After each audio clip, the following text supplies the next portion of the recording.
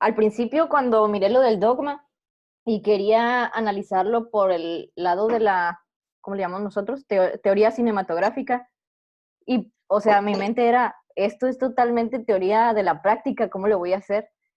El caso es que estuve Qué buena analizando, bueno, pregunta. ajá, estuve batallando y estuve analizando un rato y fue de, ok, qué emociones o qué cosas eran lo que transmitían los personajes, o sea, por qué lo hacían.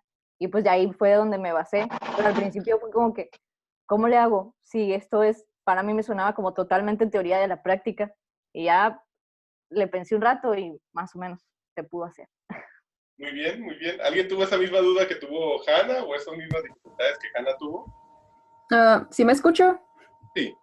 Ok, pues también pensé lo de Hannah, de que realmente todas las reglas tenían que ver con teoría de la práctica, pero luego pues me llegó como este dilema de que, bueno, las reglas son para que se sigan y se supone que así se hace como una película lo más pura, según lo llamaban los del dogma, pero se me hacía curioso que aún así yo la consideraba muy buena película, pero no seguía todas esas reglas, entonces yo estaba así de que, ¿cómo? O sea, no conecta, pues, como que seguir las reglas para que sea una película perfecta según el dogma, pues las rompe. Y pues bueno, ya me voy a adelantar poquito, pero me di cuenta que yo creo que se enfocaría más como en el guión. O sea, si tienes como una historia que atrape, todo lo técnico pues va a ser como algo secundario. Entonces, eso es lo que yo creo que por eso Festen, pues digamos que sí es una buena película, a pesar de que no sigue como esas reglas que tiene el dogma. Muy bien, es una reflexión bien interesante. De hecho, no sé si en el Google, en el Classroom pueden ver los trabajos de sus compañeros y compañeras. No, no, no les he preguntado No, eso. ¿Nada más pueden ver el suyo? sí. Y qué triste. Porque estaría muy interesante que pudieran leer el trabajo de sus compañeros y sus compañeras para que vieran un poco cómo se va cada uno para tratar de analizar esos dilemas que muy bien me están exponiendo ustedes dos. Y si vemos desde la perspectiva del realismo, porque se acuerdan que la semana pasada estábamos con el realismo, ando preparándome de brujo aquí, por eso no me están viendo. Julián, tengo entendido que ahí en Classroom tú puedes, en personas, autorizar si ellos pueden hacer publicaciones. A lo Es mejor. que, más bien estoy diciendo de los trabajos, cuando suben sus trabajos y los demás los podían ver, para mí estaría bien padre que todo el mundo pudiera ver los trabajos de todo el mundo. Y eso, no sé si sabes si se puede hacer en Classroom, porque yo creía que ya estaba como default, o sea, que todo eso que me aparecía a mí de trabajos, ellos también lo podían ver. A lo mejor es que precisamente lo publiquen, pero como publicación en el muro y no tanto regresándote el trabajo en el área de tareas, sino Ya. que ya se la revisaste, la republican en la parte de donde aparece todo. Pues. Tal vez puede ser así. Está interesante esa propuesta, pero precisamente la ventaja de Classroom que nos da es el tener la fecha, el tener todo ese tipo de cosas en las Claro. tareas. Entonces, más bien les recomendaría, por ejemplo, en este caso, Hannah y Ana, para este trabajo de Dogma 95, hicieron un trabajo muy, muy esforzado. Me gustaron mucho esos trabajos. En general, todos y todas han estado haciendo muchos trabajos bien interesantes. Ya están calificados los trabajos de Dogma 95, no sé si ya vieron, apenas están calificados. No, yo no lo he visto. Bueno, ya tienen ahí devueltos sus trabajos. Les recomendaría entonces, con esto que está diciendo César, si de todos los trabajos que han hecho, los que más les han gustado suyos, se los publican para que sus compañeros los vean, porque estaría muy interesante que se compartan sus trabajos y vean un poquito por dónde se fue cada uno y un poquito cuál fue la experiencia que tuvo cada uno con los distintos temas. Puede ser de expresionismo, puede ser de Dogma 95, de la André Bazin, de cualquiera de las cosas que hemos hecho tareas, pueden abordarlo de esa forma. Estaría bien interesante, porque para mí sí fue una experiencia muy padre estar leyendo como las visiones de cada uno y cada una, cómo abordaban cada uno y cada una de las mismas problemáticas. Pero van a ver si leen los trabajos de sus compañeros y compañeras que no hay dos trabajos iguales. O sea, pueden abordar la misma película, el mismo tema, incluso con una hipótesis parecida y terminan en reflexiones muy distintas. Y eso está bien interesante. Pero precisamente tomando en cuenta esto, la semana pasada veíamos el realismo de André Bazin. Y aquí hay una otra forma de realismo. Vista desde la perspectiva del realismo, ¿qué creen que el Dogma 95 aporta al cine, a la reflexión realista del cine? O a esta, digamos, o a estos tipos de corrientes cinematográficas, por así decirlo.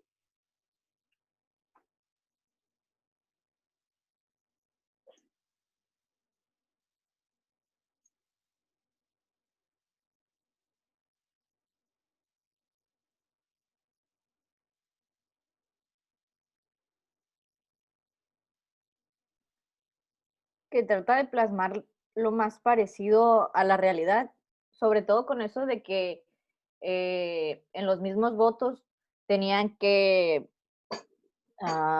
prometer, digámoslo de esta manera, que no iban a mover nada, que los actores no iban a estar como también preparados por el guión y cosas así. El caso es que siento que era más la idea que ellos tenían, que cada actor tenía, porque según estaba leyendo, el director no les explicaba bien la visión que tenía la historia.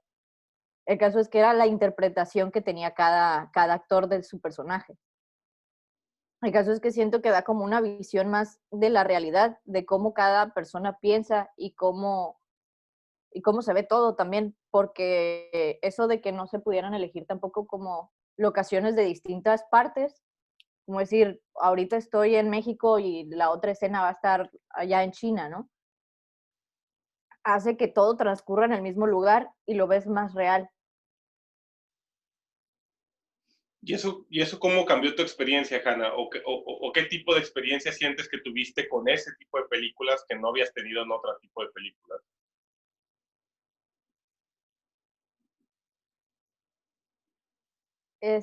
Se me hizo muy, muy curioso que, o sea, estuve viendo la película y todo y se me hizo muy diferente pues a todas las que había visto anteriormente, pero también que a pesar de lo que le estaba comentando, que se puede hacer, que se pueden hacer, o sea, muy buenas historias sin tener toda esa preparación cinematográfica de las luces, escenarios y todas esas cosas. Se me hizo muy, muy interesante que de todos modos se pudiera hacer todo eso. ¿Quién quiere aportar esta reflexión tan interesante que está haciendo Hanna? ¿Qué experiencia tuvieron con el Dogma 95 que no habían tenido en otro tipo de películas que no fueran Dogma 95?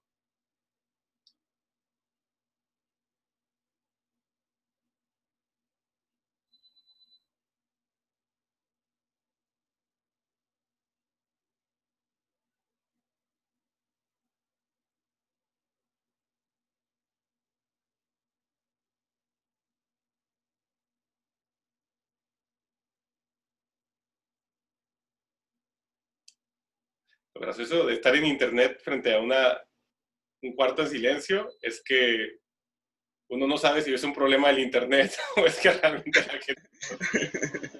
Es el problema del internet. Ya sé. Oye, pues yo me acuerdo haber visto la cena Uh-huh. en la clase esta de lenguaje y las imágenes del movimiento. La vimos en el CEPA. Sí sabes cuál es la cena, ¿verdad? La de la celebración. Ajá, perdón, la celebración esa. Sí, claro. Sí, pues me pareció como muy cruda la imagen y todo alrededor.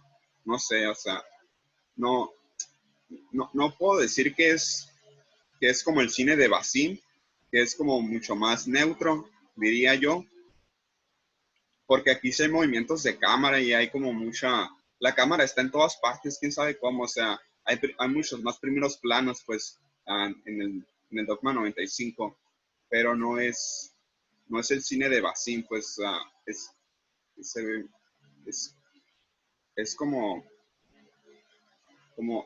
no sé, como que siento que todo el tiempo están intentando, ¿no? Mm, de, de no romper las reglas del Dogma 95, no sé. Muy bien. Pero sí es como muy agresivo los movimientos de cámara, creo yo, que vi en la película. y también la misma trama y, y todo lo demás, como muy crudo. Muy bien, muy bien. Son reflexiones que nos sirven mucho para ir entendiendo estas diferencias. ¿Quién más quiere aportar, aparte de Hannah y Eric? ¿Alguien más que nos quiera aportar? ¿Qué está sintiendo? ¿Qué sintió en este tipo de película que no había sentido en otro tipo de película? O también, como lo hizo Eric, en comparar este tipo de experiencia realista del Dogma 95 con la que nos da André Bazin.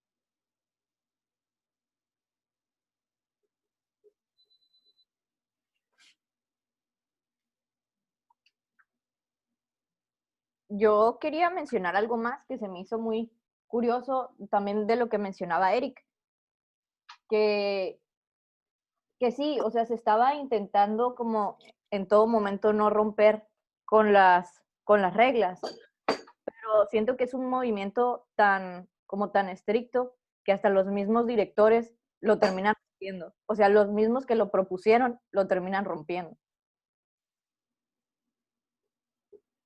Muy bien, sí es cierto. Y es algo que resaltaron muy bien tanto tú como Ana en sus trabajos, el cómo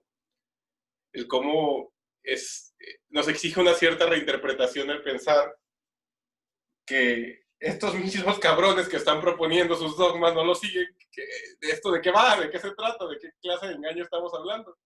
Se me hicieron muy interesante cómo lo abordaron en sus reflexiones, porque más que solamente exponer que estaban haciendo una contradicción, trataron de reinterpretarlo.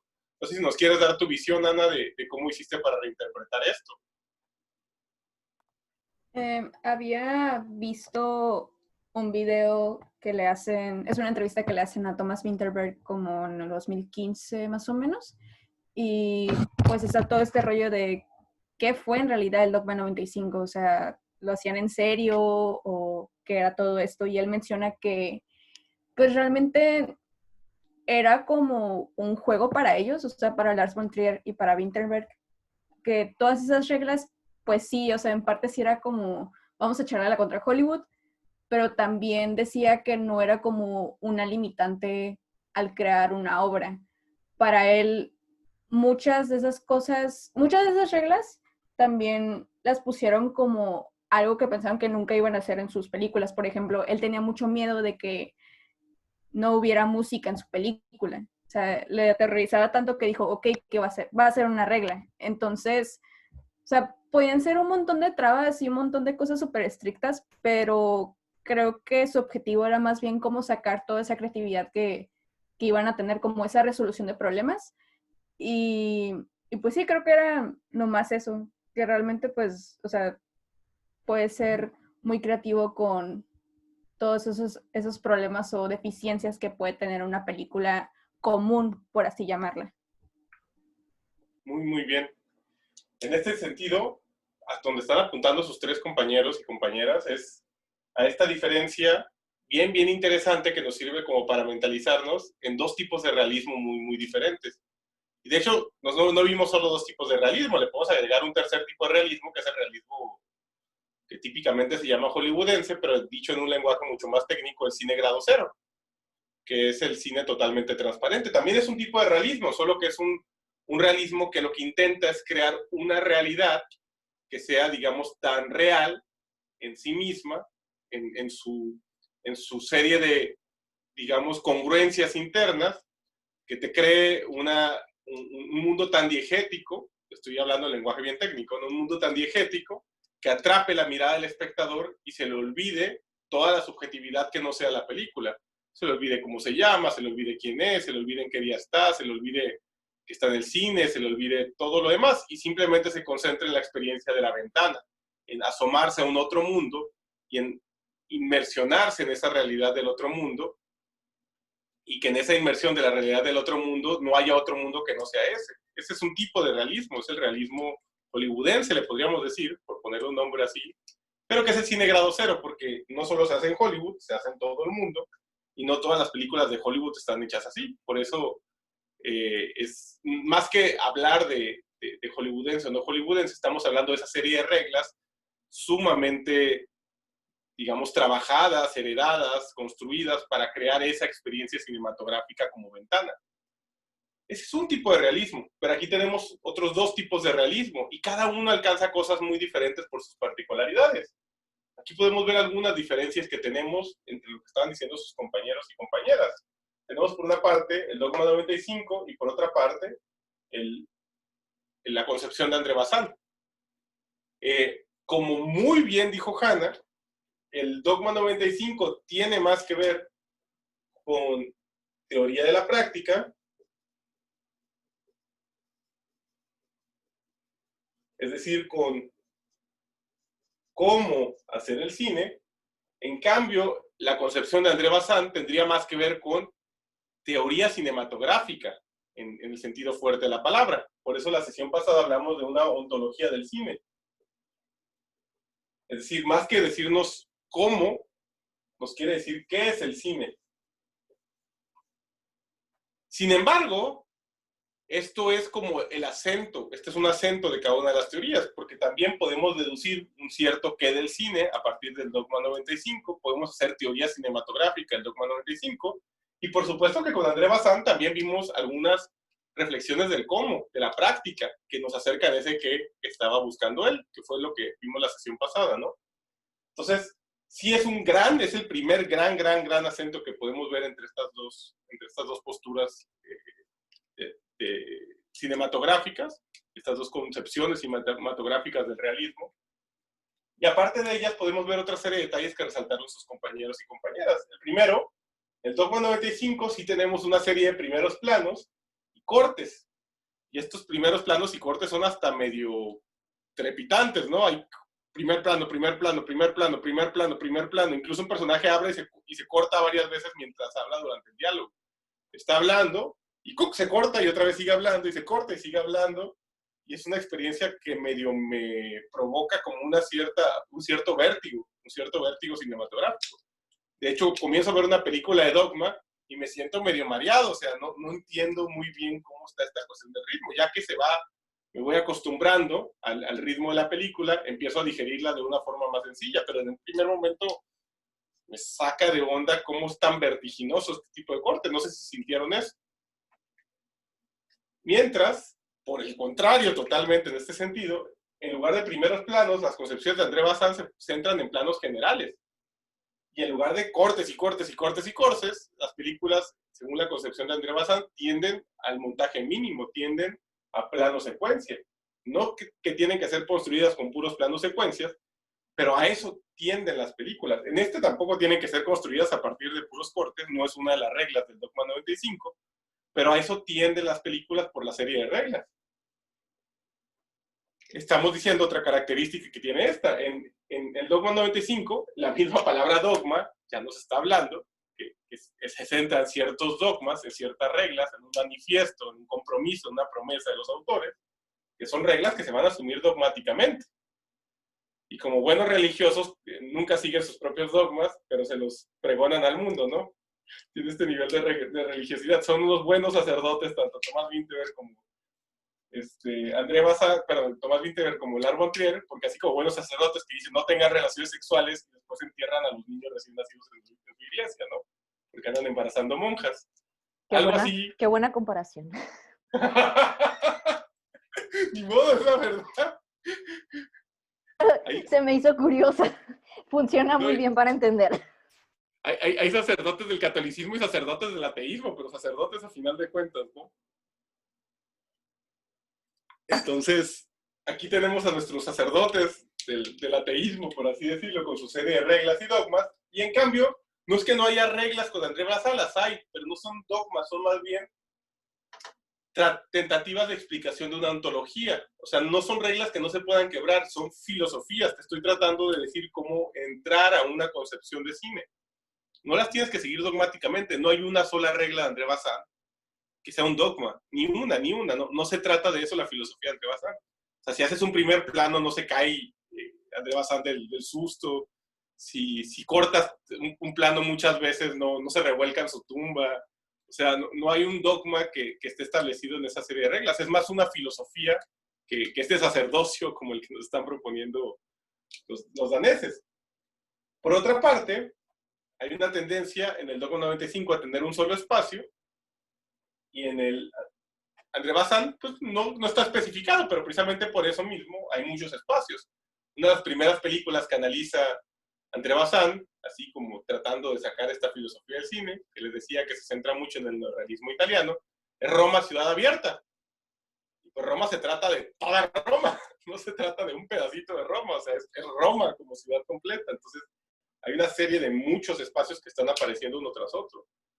Roma de Cuarón, que para mí es la gran película baziniana que existe, pues también se centra no en un pequeño espacio, sino en un cambio de espacios, que por más que se mantengan centrados en un barrio, es un barrio gigantesco.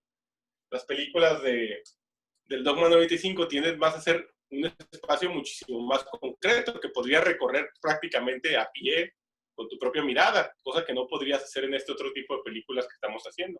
Hay una cierta mirada de Dios, por así decirlo, que se produce en estas otras películas que no en el Dogma, y que es algo que a André Bazin le interesaba particularmente, ¿no? En estas películas Dogma 95 se centra mucho también en este tipo de metodología actoral que tiene que ver con la sorpresa, que tiene que ver con tratar de que sean tan partícipes de una experiencia medio ritualística, de nuevo, nuestros sacerdotes, los actores y las actrices y todo el crew de producción, como el mismo director, o sea, todos participar de una cierta filosofía que va a ser la película. En cambio, eso no está ni pensado por André Bazin, ni le interesa mucho pensar en hacer como este tipo de experiencias de que los actores o actrices no sepan qué es lo que va a pasar después y que estén nerviosos y hacer como que realmente viva la experiencia parecida a sus personajes. Esto es algo mucho más Dogma y sí está muy presente en todas las películas Dogma. Si se dan cuenta, te preguntaría, por ejemplo, Hanna, eso no aparece en ninguna regla, en ninguna de las reglas Dogma, pero ¿por qué crees que a pesar de que no aparezca eso en ninguna regla Dogma, en general las películas Dogma tienen esa característica? Yo diría que es por la misma palabra que usted puso ahí, que porque quieren tratar de ser lo más realistas posible, acercarse lo más posible a la realidad, tanto de los personajes que lo están interpretando, los actores, como de todo el entorno. Muy bien, estoy muy de acuerdo. Incluso podríamos pensar que el mismo contexto en el que surge el manifiesto Dogma es contracultural. Queremos irnos contra las grandes producciones, queremos irnos contra el estilo hollywoodense, queremos irnos contra esta forma ficticia de hacer cine. Entonces, si uno quiere ver más la teoría cinematográfica, es algo que ustedes resaltaron en todos sus trabajos, y me parece fundamental visto desde la teoría cinematográfica, el entender cómo qué del cine tiene algo que ver con una posición contracultural. Si queremos hablar desde la perspectiva de la teoría cinematográfica del Dogma 95, lo primero que tendríamos que decir es eso que dijeron todos y todas ustedes, por eso me dio mucho gusto sus trabajos. El que esta filosofía tiene que ver con un salirse de esta convención tradicional a la que nos ha acostumbrado Hollywood en sus películas. Por tanto, este tipo de sorpresas a los actores tiene que ver con un cierto quitar la ficción, un cierto quitar la sobreproducción, un cierto quitar la ilusión, no solo a nivel de la película, sino también a nivel de la producción de la película, ¿no? Y pues de esto no hay ni un equivalente en André Bazin, o sea, no hay ni siquiera un equivalente. Lo más equivalente de André Bazin es que en general en André Bazin se utilizan no actores. Las películas que resalta André Bazin usan no actores. Y eso me parece muy interesante, pero ni siquiera es en sus teorías cinematográficas el uso de no actores es una regla fundamental. Es algo que él resaltaba mucho y le parecía muy interesante, pero no es el centro de su concepción cinematográfica. Finalmente, lo que estaban apuntando ustedes, en la concepción del Dogma 95 existe un reto a los directores y también a la de Bazin. ambas son teorías sumamente retadoras para un director o una directora. Si usted quiere hacer una película siguiendo la concepción de André Bazin o siguiendo la concepción de Dogma 95, no es nada fácil. Es realmente un reto. Hacer una buena película, ¿no? Porque uno podría hacer un Dogma 95, no sé, filmando un video que va a ser más pieza de museo con una gran justificación filosófica, que realmente una película que ustedes quieran mandar a un festival cinematográfico, en ese sentido más convencional de la palabra. O sea, si ustedes quieren hacer una película buena, apreciada desde la concepción más clásica del cine, al estilo Dogma 95, es muy difícil. Muy, muy, muy difícil. Y también hacerla al estilo André Bazin. O sea, si se dan cuenta, no es de casualidad que también en las escuelas cinematográficas nuestros trabajos, sean escolares o sean personales, tienden a ser muy cine grado cero. Y es porque por más que sea muy lleno de reglas el cine grado cero, son reglas muy digeribles.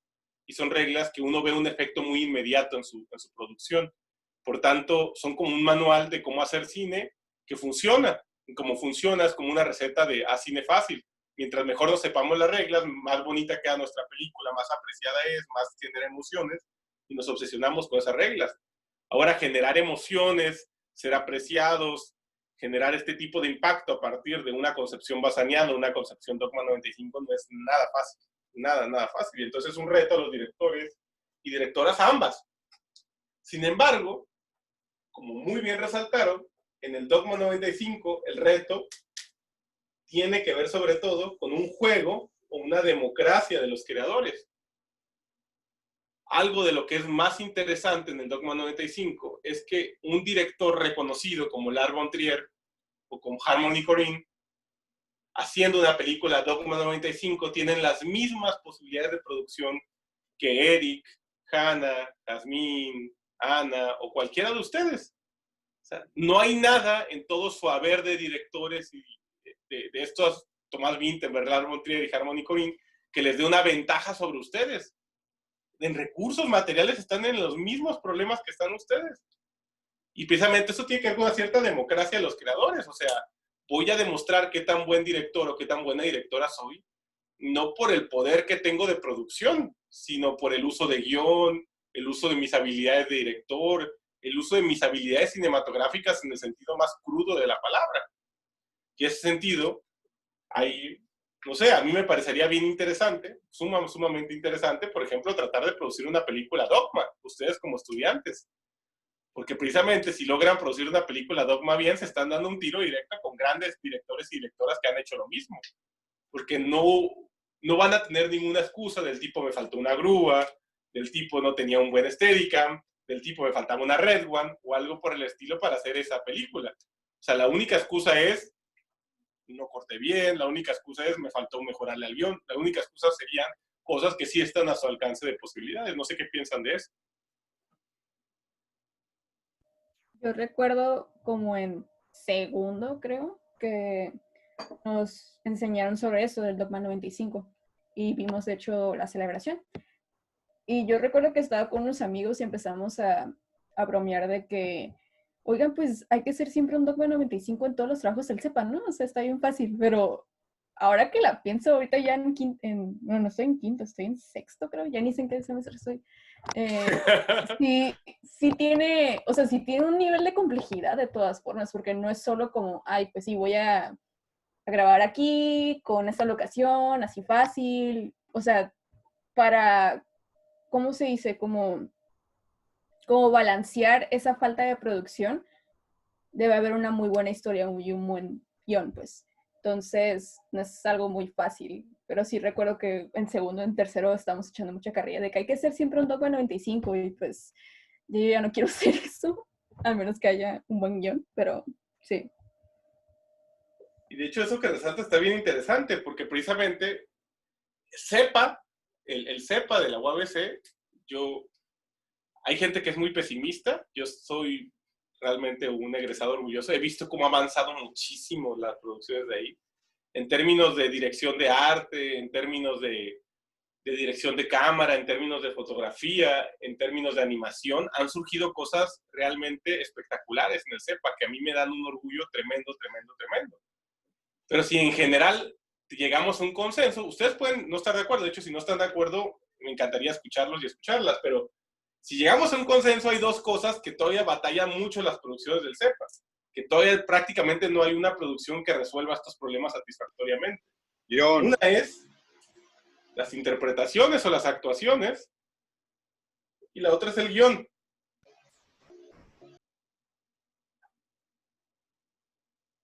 Son el centro, ambas cosas, de una película dogma. Si no hay actuaciones buenas o interpretaciones buenas, si no hay un guión bueno, no hay dogma. Es una porquería lo que va a salir de ahí.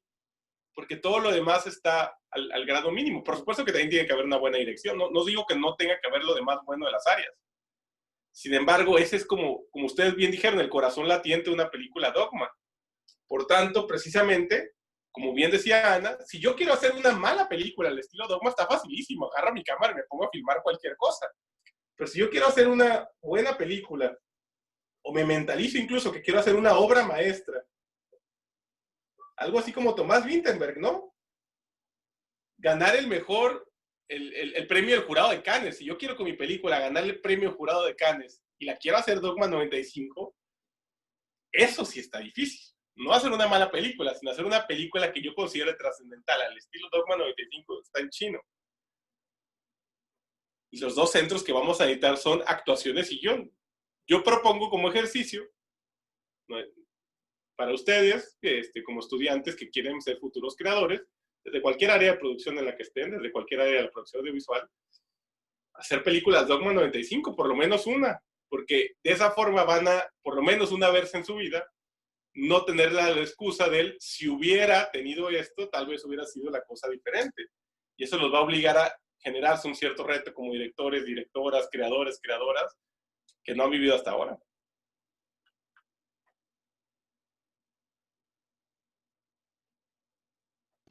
Me parece bien, esencial.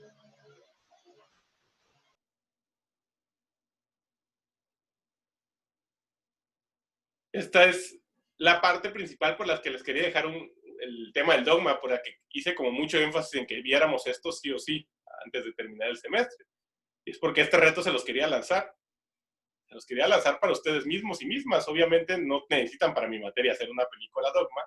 Tampoco creo que alguien los debería necesariamente obligar, pero precisamente por esta democracia de los creadores, obligarlos a hacer una película dogma, para mí sería un sinsentido. O sea, obligarte a un dogma es un medio sinsentido. Sin embargo, asumir el reto de un dogma, para mí no es un sinsentido. Porque precisamente la diferencia entre que te obliguen y lo asumas es que cuando me obligan, no pienso que esto va a pasar. Cuando me obligan, nada más quiero satisfacer un resultado. En cambio, si nadie me obliga, sino yo asumo el reto, asumo este reto a partir de esto de aquí. Entonces, para mí un dogma no tendría que ser una película que los obliguen a hacer, pero sí me parecería un ejercicio fundamental en el CEPA, el que se genere este reto, por lo menos a nivel de los estudiantes, el que por una vez todos los estudiantes vamos a estar en exactamente la misma democracia entre todos nosotros y nosotras, y al mismo tiempo también con respecto a los grandes directores que han habido. Para mí Lars von Trier, no digo que sea un gran ser humano, pero como director, me parece tal vez el mejor director vivo que existe. O sea, está en la lista de los grandes directores de la historia del cine, sin duda alguna. Y no necesariamente es el mejor director vivo, porque desgraciadamente hay varios grandes directores y directoras vivos y vivas. Sin embargo, Lars von Trier está en esa lista sí o sí. Entonces, ponerme, digamos, en los mismos valores de producción que alguien así de grande y asumir el reto de tratar de jugármela a competir con él está bien interesante, ¿no? Está muy, muy, muy interesante.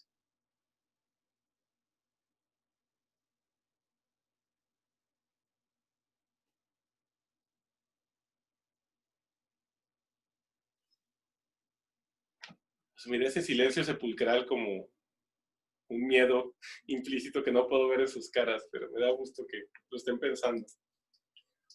¿Alguien quiere comentar algo más de esto, de Dogma?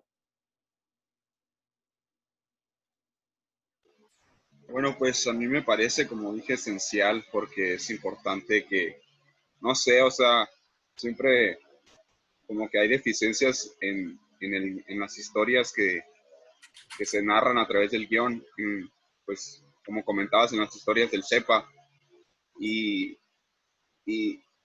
pues es eso, o sea, como que el guión siempre está como muy, muy flojito. Y entonces, no sé, o sea, quizás una cosa obligue a otra que funcione bien.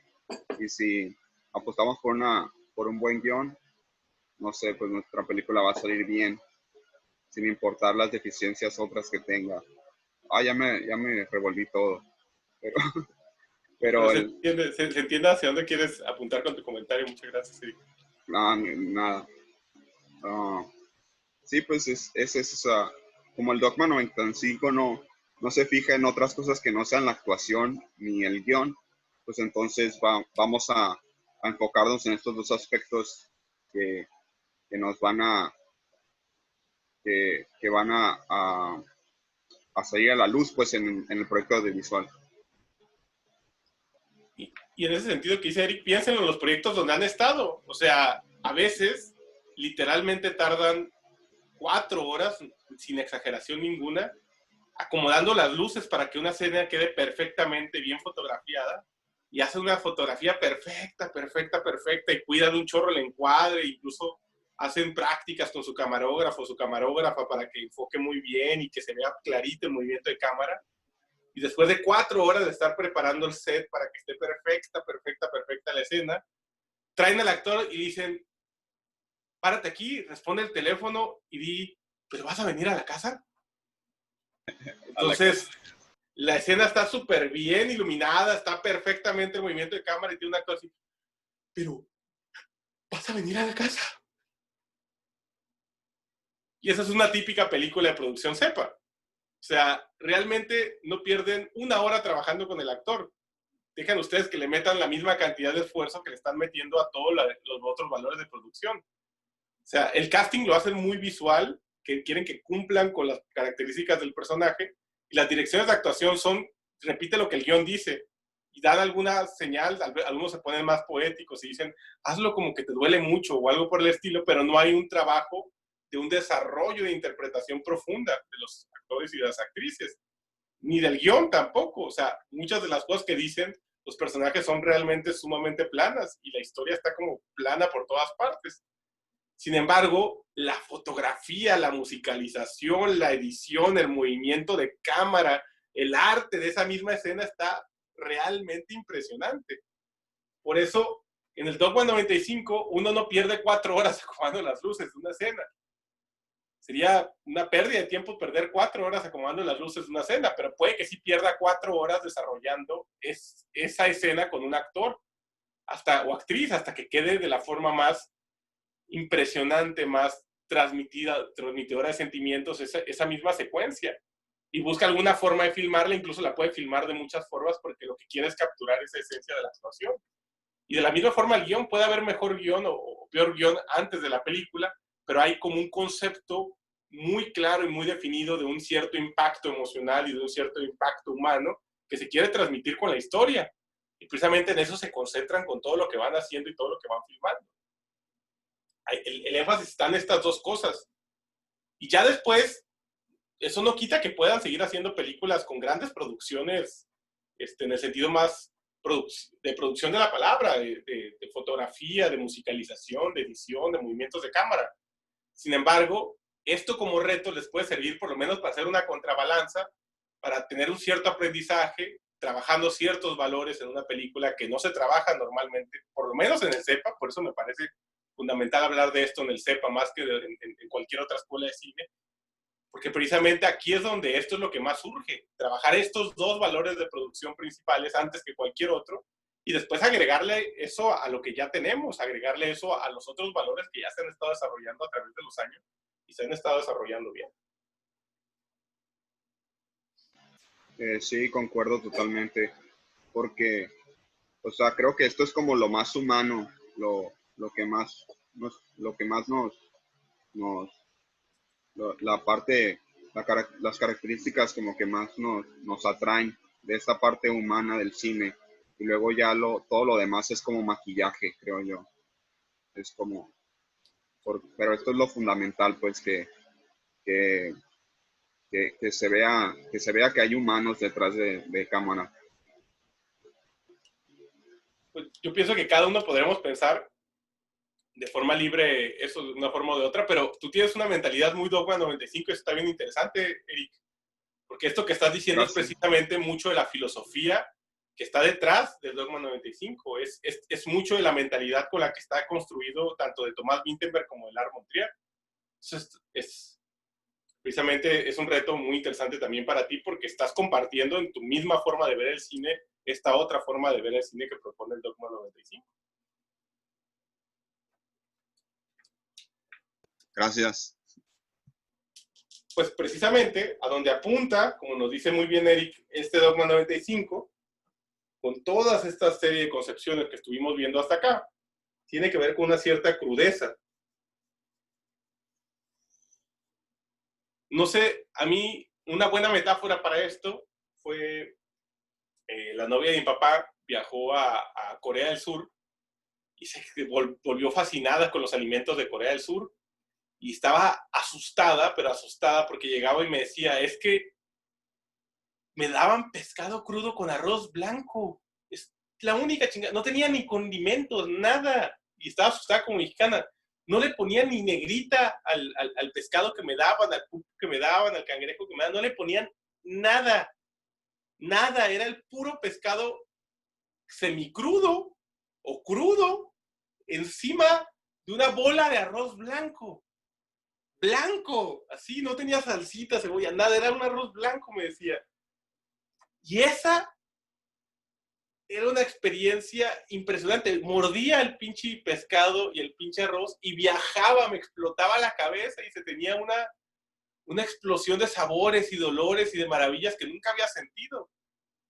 Y estaba asustada como buena mexicana porque cómo algo así de crudo le podía provocar eso, cómo algo sin todos estos maquillajes propios de la cocina, los colores, los olores de los condimentos, los tipos de cocción, la grasa, la mantequilla, el vinito blanco, el vinito tinto, el tequila, salsa de esta, salsa de la otra, cómo prescindiendo de todos esos elementos que hacen tan rica la cocina, algo me podía provocar esa experiencia.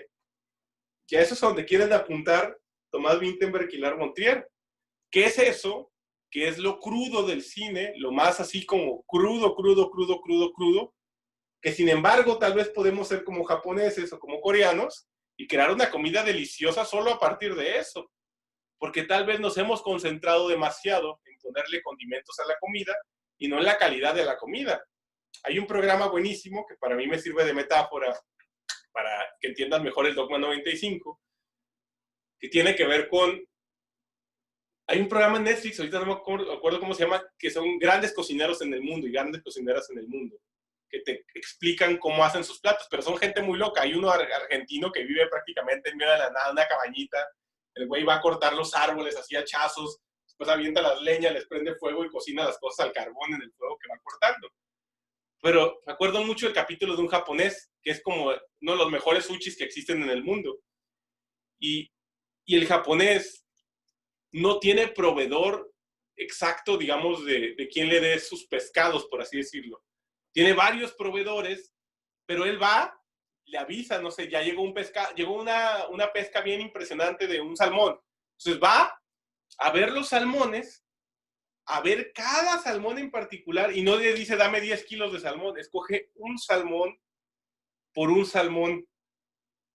Solo los salmones más perfectos de los que ve. Y ese es el salmón con el que te hace el sushi. Por eso no necesita ponerle nada. Porque está escogiendo ya el ingrediente perfecto desde un inicio. Eso es mucho de la mentalidad Dogma. Tal vez, si yo le meto todos los condimentos del mundo, puedo rescatar un salmón bastante malito. No sé si han visto lo que hacen ahora en las películas de Hollywood. Y lo hace, por ejemplo, incluso los directores tienen tanto ego que después presumen eso. A mí ya me cae gordo Darren Aronofsky, por ejemplo. Y hablando de su ego, hablaba de cómo le corregía la actuación a Natalie Portman. Y no sé si sepan que lo que hacía es que en postproducción le movía los gestos a Natalie Portman para que quedaran más perfectos. En la película El Cisne Negro. Es algo que confesó a Darren Aronofsky, que como no le salía la actuación en ciertas partes que él quería a Natalie Portman, en la computadora se ponía a alterarle la cara para que quedara perfecta.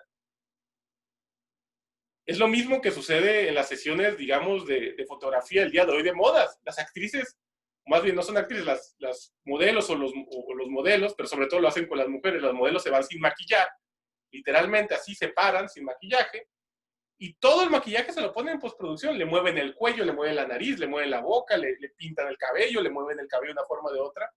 Y literalmente la modelo es nada más como una excusa para todo el juego que se va a hacer en postproducción. Las películas, dicen estos, cada vez se parecen más a eso, cada vez es menos importante ya ni siquiera que un fotógrafo sepa fotografiar. Y eso lo veo yo todos los días en el CEPA, es bien impresionante, que ya lo arreglamos en corrección de color. Es la frase más común del CEPA. O sea, no se preocupan por cómo está iluminada una escena porque, en postproducción la quitamos. Le movemos un paso a la vez. Lo mandamos en postproducción.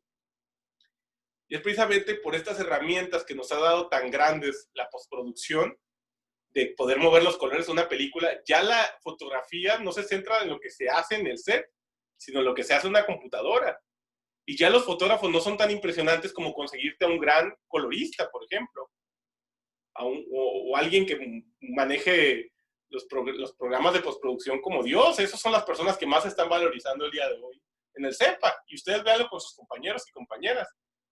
Las personas que mejor sepan fotografiar en el sentido de acomodar las luces, de hacer rebotes, de todo eso, no son las más importantes, sino las que mejor le puedan saber a los programas de postproducción. Y esto es lo que asusta mucho a Lars von Trier y a Thomas Vinterberg, decir que esto que es lo central del cine, el ir a escoger el pescado perfecto, ya no importa, porque cualquier pescado se puede rescatar en postproducción. ¿Qué tan importante sería, no como un mero requisito de producción, sino el punto central de toda la producción, por ejemplo, el casting? Si ustedes realmente no tuvieran postproducción, ¿cuánto se tardarían haciendo castings? ¿Cuánto tardarían trabajando con actores y actrices hasta que no sacan el personaje perfecto? Pero no es el punto central de las producciones. Es más importante dedicarle tiempo a la postproducción que a la preproducción, precisamente por eso, porque lo crudo que está en el cine no es lo más importante. Y este es el cambio de mentalidad que está intentando apuntar. Ese es el tipo de realismo que el Dogma 95 busca. Podríamos denominarlo con una cierta crudeza. Busca un cine más crudo, menos cocinado, menos producido. Y sin embargo, el gran reto del Dogma 95 es cómo logramos con esta pura comida cruda, crear una experiencia gastronómica, crear una experiencia que valga la pena verla y que incluso pueda ganar grandes películas o grandes premios o pasar a la historia. El cine de André Bazin es diferente. Es realista también, pero no está tan interesado en esta crudeza. Esto es propio del Dogma 95. Esta crudeza a la que estamos apuntando, la corriente que la rescata se llama Dogma 95. No hay otra corriente que se centre en esa crudeza. Por eso también, visto desde la teoría cinematográfica, es una forma de concebir el cine sumamente importante, porque aporta una reflexión que no estaba presente en el cine. El de recordarnos que hay algo crudo en el cine con lo que se puede cocinar. Y esto implica una cierta democracia de los creadores, porque la misma posibilidad de ir por comida cruda la tenemos todos. Todos tenemos esa misma posibilidad de ir por comida cruda. Todos y todas. Y en ese sentido, hay una democracia de los creadores. O sea, estamos compitiendo de igual a igual entre todos en el mundo. Y no se trata que con la pura comida cruda, ¿quién logra cocinar el mejor plato? En cambio, a donde apunta André Bazin no es a la democracia de los creadores y de las creadoras, sino de los espectadores. Y este es el tema central. ¿Cuál sería la diferencia? ¿Qué significa esto de apuntar a la democracia de los espectadores y no a la democracia de los creadores?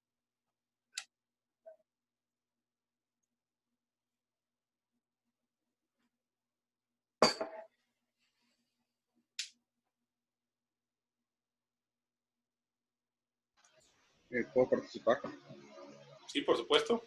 Ok, pues la democracia de los creadores, pues quiere decir como que tenemos todos a la mano como directores, o sea, que podemos como, creo yo, como que tenemos, sin irnos mucho a los recursos grandes o a las grandes prestaciones, o sea, cómo podemos igualizar las cosas, o sea, tienes actores y tienes un guión, toda película tiene eso. Así que empieza a trabajar con esos dos y enfócate nomás en esas dos.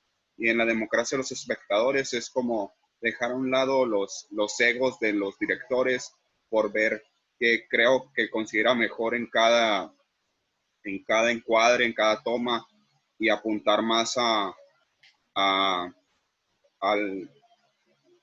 pues sí, al espectador como tal, y que pueda él no fijarse en tanto en lo que el director ve, sino en lo que se ve. Precisamente. O sea, de hecho, un tema central, por supuesto, del Dogma 95 tiene que ver con el ego. De hecho, lo resaltan Tomás Vinterberg, lo resalta Lars von Trier, lo resaltan todos. ¿Por qué? Porque si logro hacer una gran película con nada, es porque soy un gran director o una gran directora. De hecho, de hecho. Comida cruda, te hago que te tengas un orgasmo gastronómico, es que estoy bien cabrón. Soy un chingón, soy un chingón. Entonces tiene que ver mucho con el ego. Precisamente es lo contrario, en ese sentido es totalmente lo contrario a la teoría de André Bazin, porque aquí la figura del director, por más que los ñoños nos clavemos en ella, porque incluso André Bazin resalta el cine de autor, no es lo que queda de la experiencia cinematográfica, no es la mirada de un director lo que queda, es la mirada de una realidad. Y lo que estamos tratando de conseguir es una cierta democracia del espectador, aquello que André Bazin llamaba el ojo de Dios.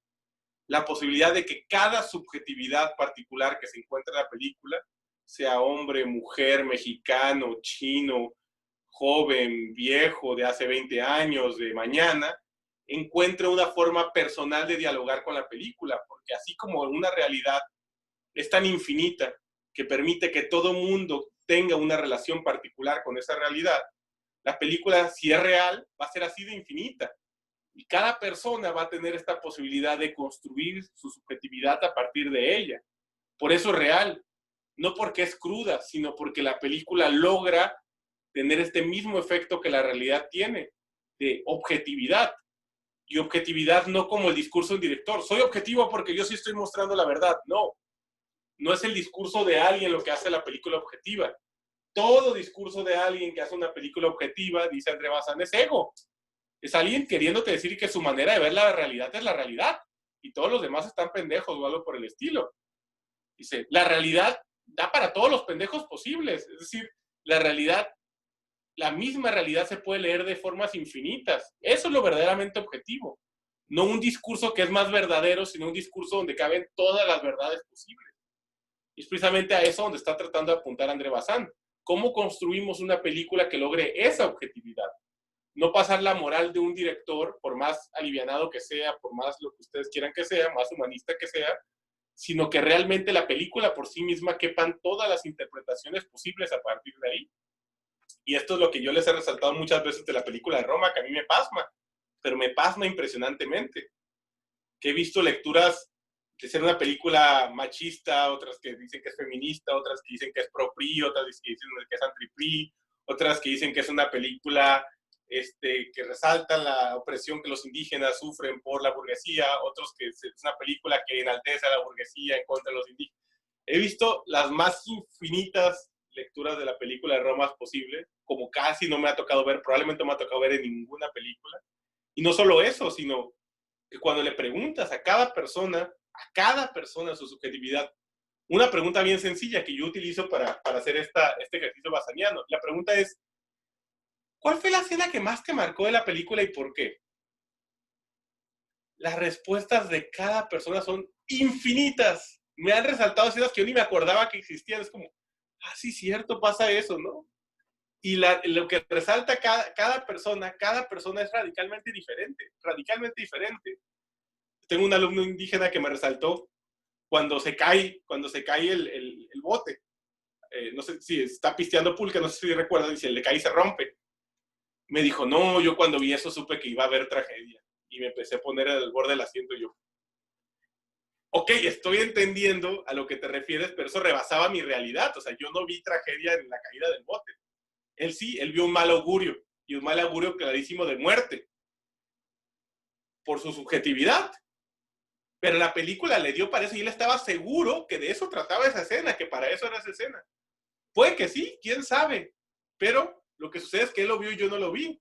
En cambio, para mí la escena que más resalto, y yo se los he dicho, habla de mi locura, es cuando está como que en medio de este bosque quemándose y están todos tratando de apagarlo y está sucediendo como todo este caos, que sale como este monstruo extraño en medio del fuego y se pone a cantar una canción en voz alta.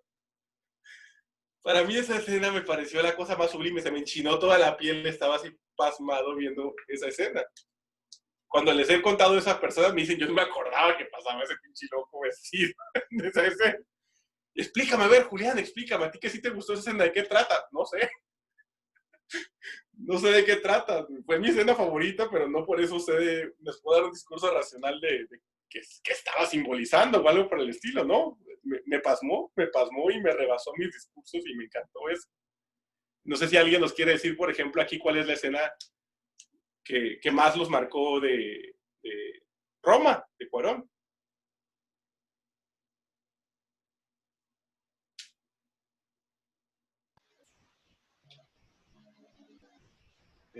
Pues yo tengo varias. Una. Si tuvieras que escoger solo una. Todo el resto de la película se quema, ¿cuál escena resaltas?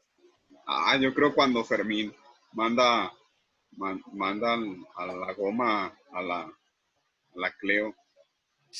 En el hospital. No, cuando va a buscarlo. Cuando va a Ajá, cuando lo encuentra, pues, y le comenta que está embarazada. Esa parte sí me despertó, pues, fue así como que, que no puedo creerlo, y luego viene coraje, y luego solo es coraje contra el personaje. Sí, entiendo muy bien. Es una escena bien dura, bien dura. Sí. ¿Alguien más resaltaría otra escena? Ya tenemos dos aquí, una tercera diferente.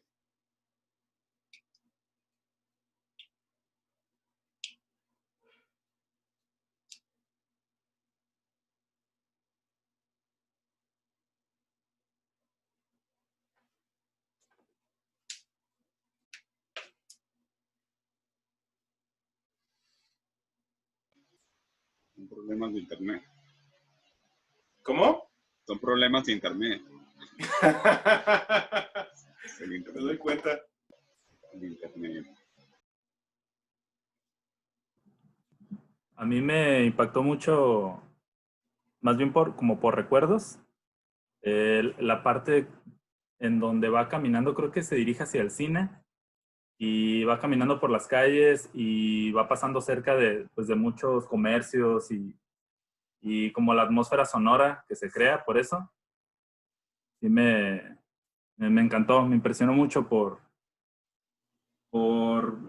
pues por eso mismo, porque en algún punto yo caminé mucho pues, con mi mamá en la Ciudad de México y recuerdo mucho esa sensación de siempre nuevos gritos, nuevos sonidos, toda esta concepción sonora que ya yo después busqué y que estaba hecha con un cuidado impresionante, ¿no? Esta cuestión del audio, pero yo cuando la vi así me impactó mucho esa cuestión de los sonidos, cómo iban pasando. Eso a mí me impactó mucho. Te entiendo muy bien, y en ese sentido técnico, Roma es una película histórica por la atmósfera sonora, o sea, realmente crea una atmósfera tridimensional. Verla en el cine con buena calidad es impresionante por eso. A mí, por ejemplo, escuchar el afilador, o no sé si es afilador o son tejuinos, no sé cuál de las dos cosas, pero chiflido, cuando están en la casa, me sacó mucho de onda porque por mi casa pasaba un afilador que hacía ese chiflido. Y así se escuchaba exactito. Yo en el cine pensé por un segundo que había pasado un afilador y dije, ¿qué está haciendo un afilador aquí en el cine? Entonces me sacó mucho de onda ese cuidado sonoro para que se escuchara como viniendo de lejos, pasando por aquí un afilador. Pero les preguntaría entonces, aprovechando los errores de internet, a Eric y a César, si ustedes nos podrían decir, ¿se imaginan por qué esa escena en particular los impactó tanto a cada uno? ¿Qué tiene que ver esa escena con su subjetividad? ¿Y por qué esa escena da cuenta de su subjetividad?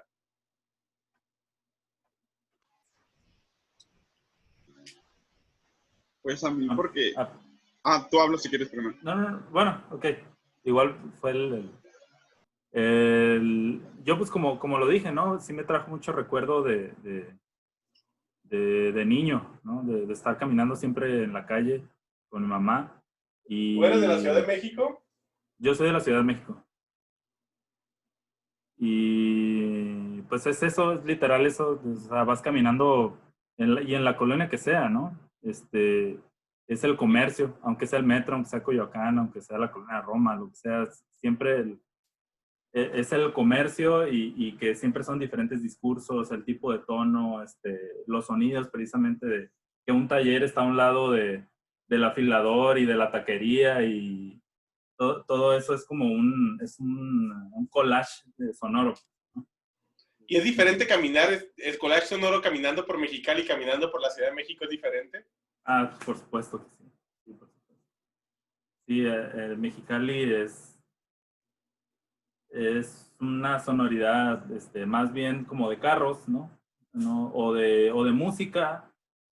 Y obviamente sí también depende mucho de la colonia por donde camines, pero si acaso escucharás música popular o si es un car wash o algo así, pero no tanto esta dinámica del comercio vivo que hay en el DF. También que tiene mucho que ver con el clima, ¿no? Y por muchas razones, ¿no? Sí, sí, sí. ¿Y tú por qué pensarías que es así, Eric? Que esa escena fue la que más te marcó. Pues porque yo creo que ya me está quedando dormido en la película.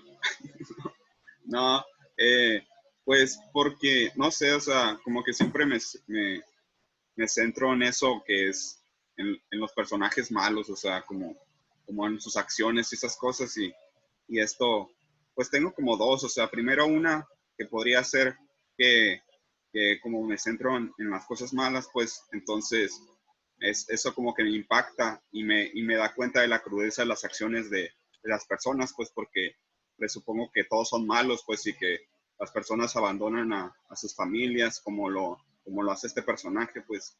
Y así, pues siempre hay padres que no quieren a sus hijos y los ¿Y abandonan. cerca de ti has vivido cosas por el estilo? ¿Has visto que gente cercana viviendo cosas así? Pues quizás mi padre.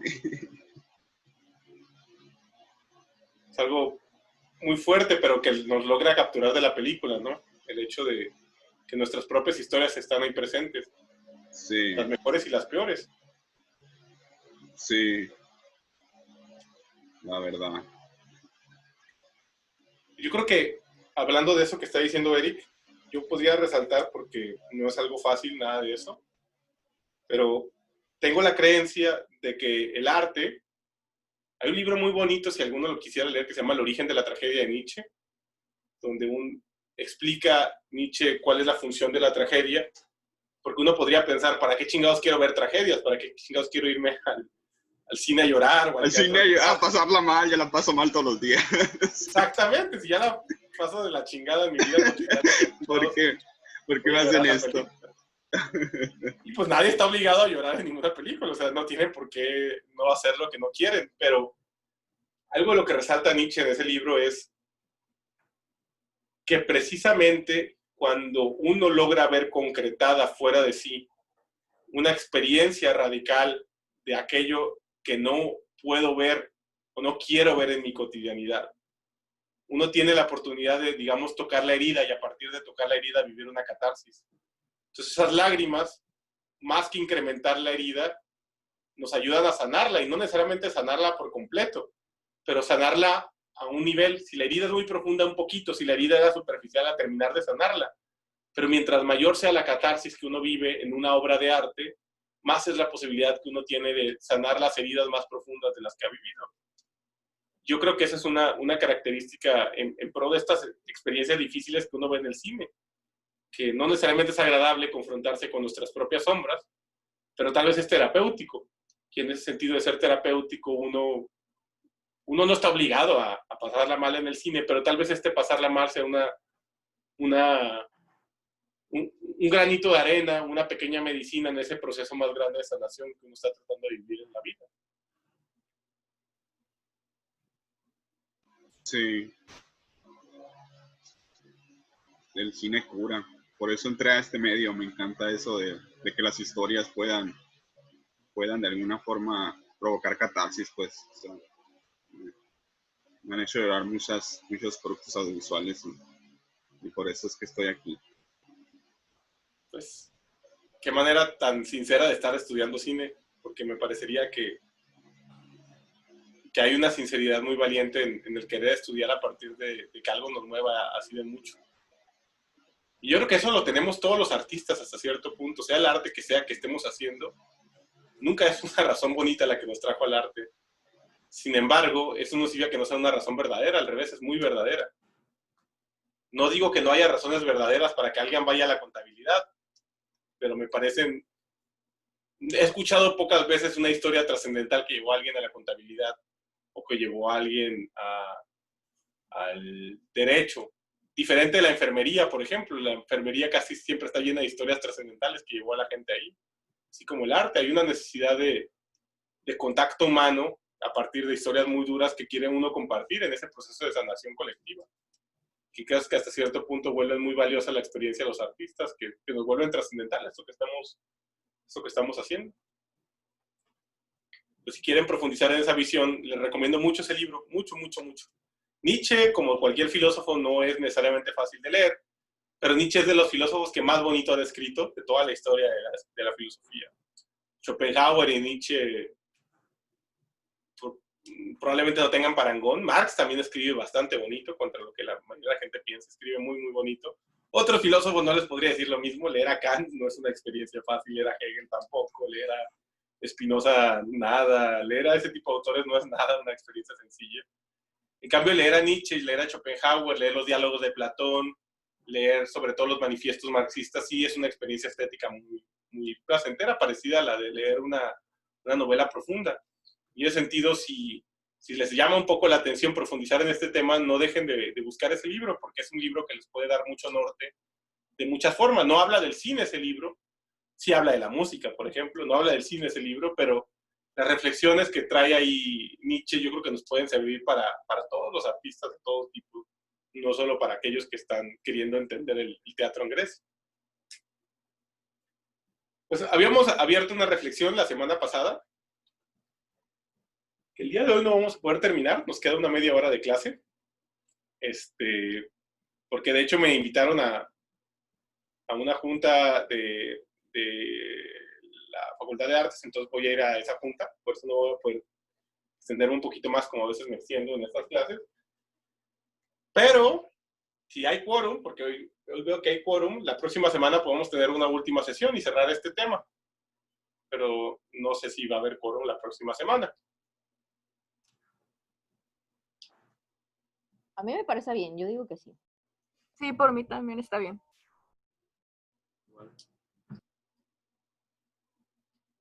Ya parece que sí va a haber quórum, entonces podemos pensar en tener una última sesión la próxima semana. Pero precisamente esta es la reflexión que abríamos la semana pasada, que hay ciertas visiones de la teoría cinematográfica que tratan de darnos una ontología del cine. Todas las visiones desde la perspectiva de la teoría cinematográfica se centran en tratar de ver a las corrientes, de tratar de ver a las obras desde esa perspectiva. Sin embargo, ese es un esfuerzo que hace la teoría cinematográfica, el tratar de leer al expresionismo así, el tratar de leer al surrealismo así, el tratar de leer al cine grado cero así. Sin embargo, hay ciertos autores que esta fue su reflexión central, el tratar de dar cuenta de esta pregunta. Entonces, con ellos no es un esfuerzo que uno tiene que hacer, sino es la propia obra de ellos la que apunta hacia eso. Y les había puesto 3 nombres muy principales que quería abordar con ustedes en este sentido. Uno fue André Bazin, que abordamos la semana pasada, que es una cierta ontología realista, la que está proponiendo André Bazin en el cine, y eso fue la sesión de la semana pasada. Y teníamos otros 2 nombres que estaban pendientes. Teníamos el nombre de Jan Epstein, tenemos el nombre de Sergei Eisenstein.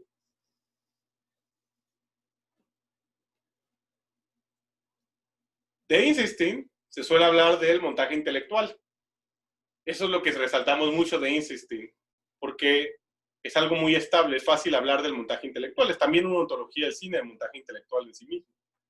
Sin embargo, yo no quería resaltar el montaje intelectual porque ese es un Eisenstein que ya está muy dado. De Eisenstein yo quería resaltar esto que él llama el montaje armónico, que es precisamente uno de los grandes misterios de la historia del cine. No se ha resuelto qué chingado significa esto.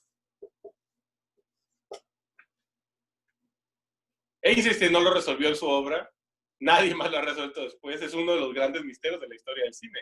Solo tenemos una serie de reflexiones de Eisenstein que tratan de apuntar a esa respuesta. Por otra parte, tenemos a Epstein. Epstein es un autor que no se toca mucho, pero que también trata de abordar un gran misterio que no termina de resolver, porque es realmente un misterio muy, muy grande el que se trata de enfocar.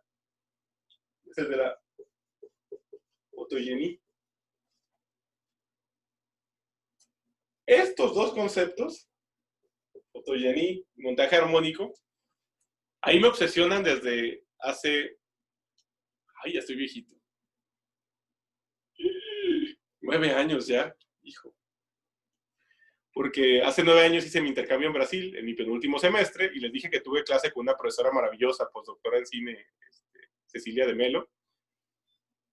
Y esta doctora, en clase nos dijo esto, estábamos en la clase de teoría cinematográfica, y nos dijo, hay 2 conceptos de la historia del cine que son los grandes misterios que no hemos logrado resolver. Fotogenia y montaje armónico. Y adivinen el loco de Julián de que hizo su trabajo final de la materia. ¿De cuál de los dos? De los dos, lo voy a resolver de una vez. Ay, Dios mío, se quería meter en problemas. Acuérdate que queda menos de media hora.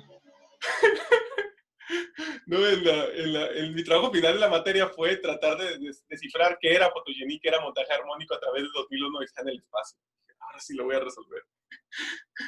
Y pues obviamente me metí en una pinche camiseta de 12 varas, no de 11 varas, y estuvo muy divertido en los dolores de cabeza en los que me metí. Y obviamente no pude resolver esos dos conceptos como no se resuelven así de fácil, pero comenzó una cierta obsesión que me ha fascinado porque estos dos conceptos precisamente tienen una característica en común. Ambos tratan de responder a cuál es la esencia del cine. ¿Qué es aquello que solo el cine puede dar y que lo hace al cine ser cine? ¿Y cómo uno podría construir un filme a partir de eso? ¿Cómo agarrar eso que es como la perla más brillante del cine en una película y tomarla y tratar de construir solo con esas pequeñas joyas que brillan en algunas audiovisuales, construir una obra de arte solo con eso? Eso es fotogenia y eso es montaje armónico. Por eso son tan misteriosos, porque realmente descubrir cuál es la joya de la corona cinematográfica está muy cabrón. Está muy, muy, muy cabrón, pero precisamente también la reflexión, sin terminar de resolverla, la tentativa de responder esa pregunta, llevó a estos dos autores hacia sus límites intelectuales, me llevó a mí hacia mis límites intelectuales y lleva a cualquiera que intente responder esta pregunta hacia sus propios límites intelectuales, porque uno se está planteando el gran misterio de la historia del cine, y si uno lo intenta resolver con todo su esfuerzo, no es que lo vaya a resolver, pero la tentativa de resolverlo nos estira hasta tal punto que todas nuestras habilidades tratan de dar cuenta de ello. Si quieren les puedo pasar el trabajo que hice de esa materia para que vean qué hacía hace 9 años y vean un poquito cómo estaba mi locura hace 9 años para que vean qué es lo que me termina haciendo lo que soy hoy, ¿no? Pero precisamente, qué bueno que estos no fueron los temas que tocamos la semana pasada, porque escogimos de forma voluntaria por dónde íbamos a comenzar, sino que tocamos porque Bazán hace una antología cinematográfica, sin embargo, sí nos logra resolver este misterio que Bazán está buscando.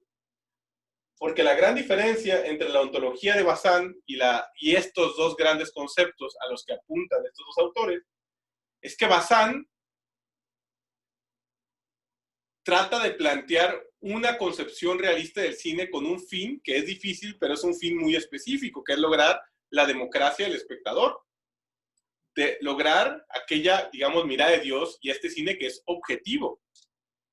Pero se dan cuenta, ya estamos hasta cierto punto coartando el misterio. Si lo que quiero lograr es una esencia objetiva del cine, es muy difícil porque quiero lograr una esencia, pero esa esencia es objetiva.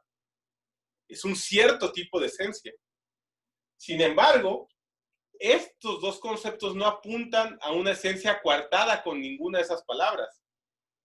A donde quieren apuntar estos conceptos es algo mucho más misterioso. En este sentido, quiero lograr el cine más objetivo posible. ¿Qué es lo que hace el cine? Volverse objetivo, volverse real. Y voy a concentrarme en tratar de construir una película solo a partir de eso. Solo a partir de eso. Y Bazán lo logra de una forma maravillosa. Realmente su teoría cinematográfica es impresionante, porque eso que él llama la democracia del espectador o el ojo de Dios, si bien de principio parecen conceptos muy misteriosos, cuando uno termina de abordar su teoría, ya no suenan tan misteriosos y uno comienza a entender qué es lo que Bazán está viendo en El Ciudadano Kane, qué es lo que Bazán podría estar viendo en Roma, qué es lo que Bazán ve en El Globo Rojo, etcétera, etcétera. ¿Por qué esas películas logran esto? Y uno consigue reconocer esto en diferentes obras cinematográficas. Por algo les decía yo que el nuevo cine mexicano, o sea, esta gran nueva ola de cine mexicano que se ha dado desde el 2000 a la fecha, está muy, muy basado en el cine bazaniano, pero muy, muy basado. Autores como Iñárritu y Cuarón son sumamente bazanianos en su construcción de las películas. Por ejemplo, Gravity, de Alfonso Cuarón, que les dije que Roma puede ser la película más bazaniana de la historia del cine, pues Gravity es una película sumamente bazaniana. ¿Por qué pensarían ustedes que Gravity es una película sumamente bazaniana?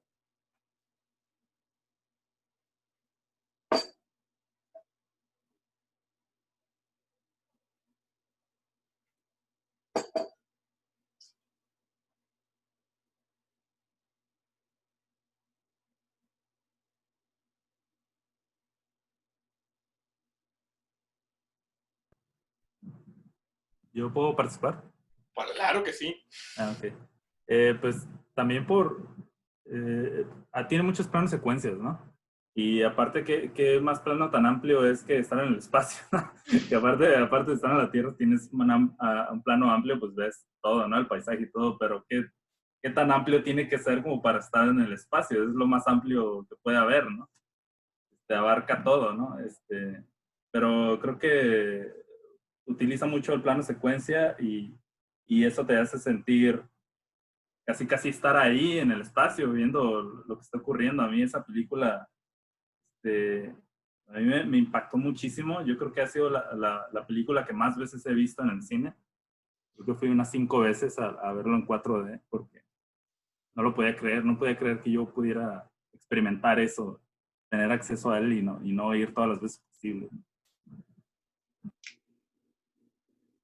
Eso es algo a lo que está apuntando precisamente André Bazán. No digo que la película siga dogmáticamente a André Bazán, pero ni siquiera André Bazán pensaría que sus ideas se tienen que seguir dogmáticamente. Pero si ustedes van analizando la construcción de la película, está llena de elementos sumamente bazanianos. Y precisamente la gran victoria de Cuarón está en que un entrevistador de TV Azteca, no recuerdo quién fue, le pregunta a Cuarón, oiga, ¿y cómo le hizo para filmar en el espacio? ¿Cómo fue la experiencia de filmar en el espacio? Porque realmente juraba que la película habían viajado a una nave espacial y la había filmado con actores en el espacio. Yo me acuerdo haber visto o haber sabido de esa entrevista y me dio un montón de risa. Da mucha risa, mucha risa, a mí también me dio mucha risa, pero Bazán les dice, ¡otros! ¡Les dije! ¡Era victoria! ¿No?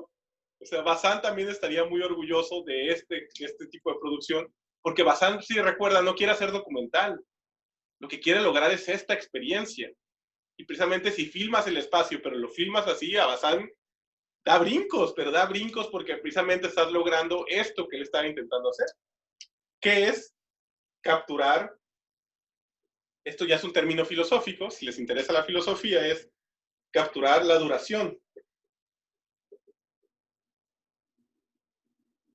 La duración es un concepto de Bergson, un filósofo francés, los grandes filósofos de final del siglo XIX, principio del XX. Entonces, duración es como la esencia de la realidad para Bergson, es lo que hace que una realidad sea real, y precisamente que no puede ser capturada en ninguna forma de cortar la realidad, solo la realidad tiene duración, todo lo demás tiene tiempo, diría Bergson. La realidad no tiene tiempo, tiene duración. O sea, y Bergson da un ejemplo bien interesante.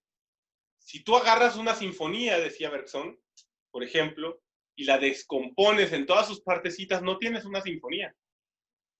Tienes notas. al aire. Y esas notas no son la sinfonía transcurre en el momento en que le das play. En ese transcurrir, que tú puedes entenderlo como notas, como ritmos, como tiempos, como intensidades, como crescendos, como errores, le puedes poner las palabras que tú quieras para tratar de comprenderlo. Pero ninguna de esas palabras va a terminar de aprender eso que es la sinfonía. Y no solo eso que es la sinfonía, eso que es la sinfonía que tocó Karajan junto con la Orquesta de Berlín el 16 de mayo de 1888. O sea, eso que sucede ahí, ninguna explicación de la realidad la va a terminar de capturar. Solo quien estuvo ahí lo sabe. Incluso si ves el video no es lo mismo, no es eso que sucedió ahí. Y no porque yo esté dando un discurso, dice Bergson, no porque yo esté dando un discurso moralista. Ustedes lo han vivido, les dice Bergson. O sea, no me digan creer, vivan su realidad. O sea, la gente que vio un video del concierto al que fueron de su banda favorita, ¿sintió el concierto de su banda favorita? Nos daría risa porque si alguien dice que sí, porque sería como las ganas de decir que se puede capturar la realidad, pero no sentimos eso. O sea, esa realidad no se puede capturar, se vive, dice Bergson. Y eso que se vive no se puede deconstruir a un lenguaje lógico. La deconstrucción a un lenguaje lógico corta pedacitos de la realidad y pueden estar mejor cortados o peor cortados, pero no son la realidad en toda su viva crudeza. Precisamente, esto es como un primer nivel para entender la duración. Obviamente, si lo queremos entender a un nivel filosófico, va mucho más lejos que esto, pero con esto ya vamos entendiendo hacia dónde apunta Bergson con esta reflexión. De la misma forma, Bergson dice, precisamente la duración no es tiempo, es duración.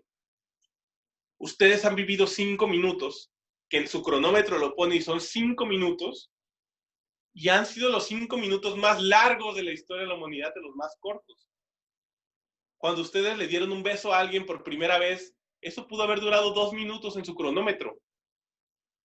La experiencia no fueron 2 minutos cronometrados, fue otra cosa. Otra cosa que no cabe en ningún cronómetro, que no va a caber en ninguna historia que cuenten de su primer beso. Nada de lo que narren de su primer beso es su primer beso. Porque su primer beso estaba más vivo, más cargado de realidad de lo que ninguna representación que hagan de él. Todas las representaciones pierden eso que es la duración. Todo tiempo pierde la duración. Por eso el tiempo cronológico nos engaña pensando que es la realidad, pero no es la realidad. ¿Recuerdan la experiencia de su primer beso? Yo sí. ¿Y podrían narrarlo de una forma que todo el mundo entendamos lo que vivieron? Yo la pasé mal. Así que... Puede haber sido malo también, no necesariamente fue bueno. Bueno, pues yo pensé que tenía que ser algo como muy bonito acá o algo así. Pero... Pues la realidad es tan viva que rebasa nuestras expectativas. Yo pensé en algo bonito, pero no tendría por qué la realidad responder a mi moral. No, ¿verdad? No, pues... Pero precisamente esto que lo está diciendo Eric nos abre los ojos también a esto. O sea, rebasa mi expectativa de respuesta porque mi expectativa de respuesta es subjetiva, es moral. Yo espero que con esa pregunta me narre una historia bonita y no necesariamente me tienen que narrar una historia bonita porque la realidad en su infinita posibilidad no tiene por qué ser bonita ante una respuesta. O sea, todas las experiencias en su realidad están más vivas de lo que cualquier representación coartada y abstracta que podamos hacer de ellas. Eso apunta a la duración, de eso trata el concepto de duración de Bergson. Y esto me empieza a servir para hacer esta separación, porque precisamente tanto André Bazin como Epstein se centran en este concepto. Los dos sienten que el cine es el arte más capaz de capturar la duración, de poder hacer durar algo, de que realmente se registre una duración. O sea, que el cine nos capte lo más cercano a una realidad. Porque no es que el resto de las artes no tengan duración. Personas ejemplos con la música. Pero precisamente la realidad en este sentido total, para estos dos autores, el cine es el arte que más se puede centrar en ella. Por eso tanto Bazán como Epstein, toda su ontología se centra en cómo capturar la duración. Y ya vimos toda la teoría de Bazán de cómo logra hacer esto. Esto que llamamos objetivo, ahora le estamos poniendo el nombre de duración. Pero es lo mismo que ya estuvimos reflexionando en todo el tiempo. Si lográramos capturar la duración, lograríamos esto. Si lográramos capturar la duración, lograríamos esto. Ahora, tenemos una otra concepción cinematográfica, que es la concepción de Epstein. Epstein le llama a la captura de la duración en el cine fotogenia. Eso es fotogenia, capturar la duración. Ahora, la gran pregunta es cómo chingados se captura la duración.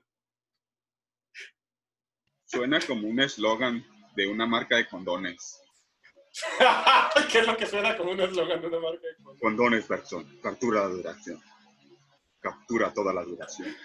Y literalmente suena un eslogan de una marca de condones porque ¿qué chingado significa eso? ¿No? O sea, sí, ya te entendí que se trata de capturar esto. ¿Cómo le hacemos?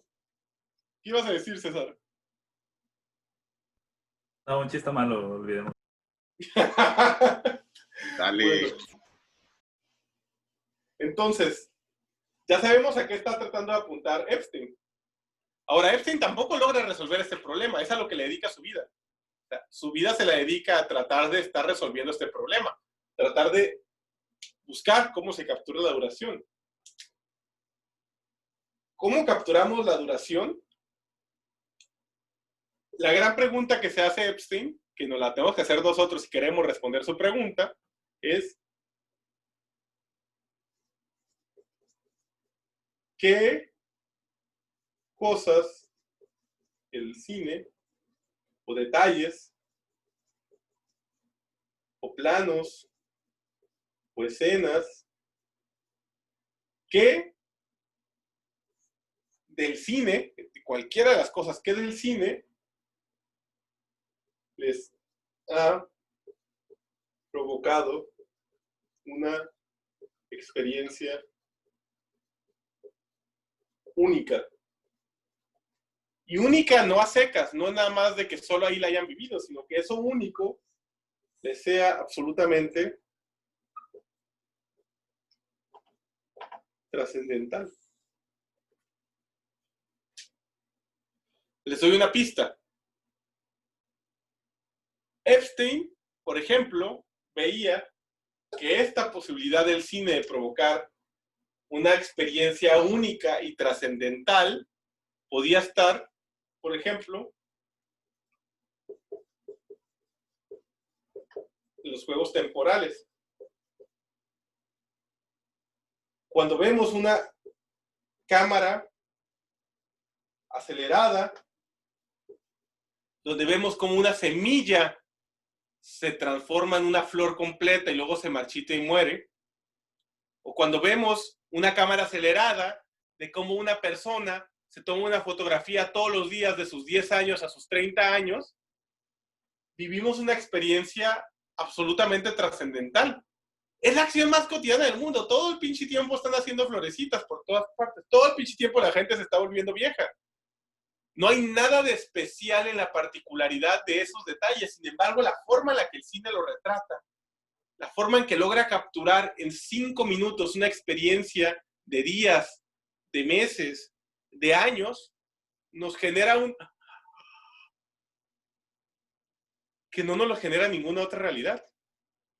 ¿Han vivido eso?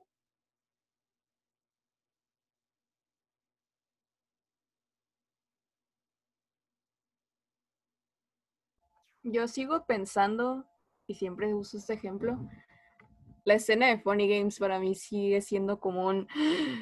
¿Qué? O sea, cuando la vi fue como que no manches, que es la escena cuando hacen como el retroceso, como que rebobinan. O sea, como que se estuvieran cortando...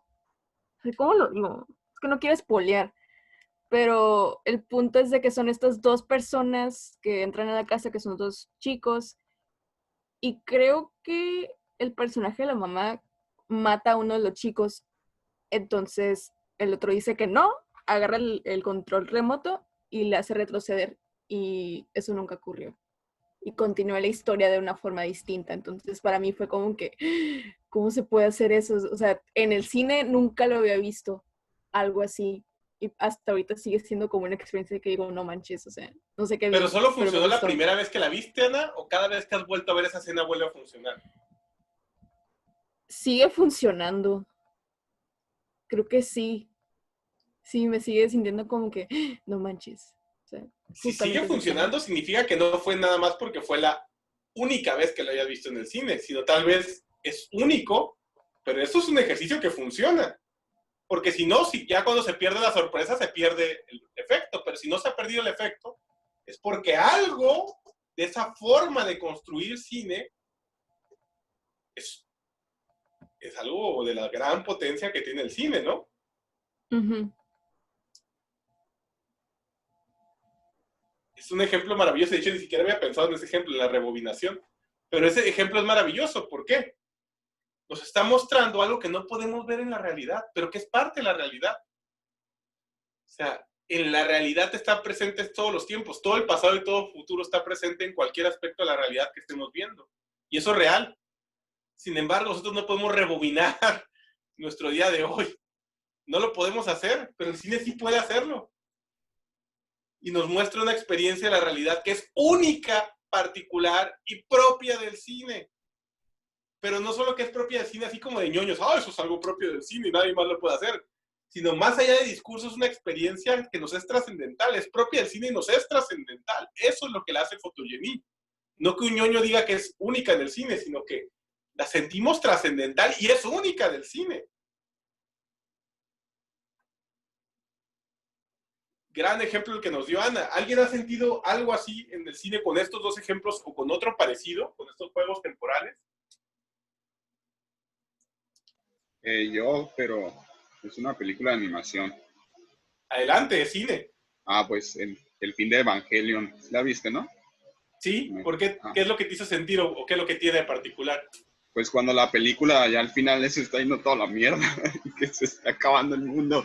No sé, es como que cuando empieza, es que no sé si también tiene que ver con la música, porque estaba escuchando, cuando está al final ya que se empieza como a rebobinar todo, de hecho, es como pues bastante literal como lo que estabas diciendo ahorita de las flores, porque no sé, creo que va con lo de la mano, porque se empieza a ver todo como el pasado del personaje, pero en imágenes súper rápidas, pues, y es como que todo de inmediato así, es como que todo muy loco.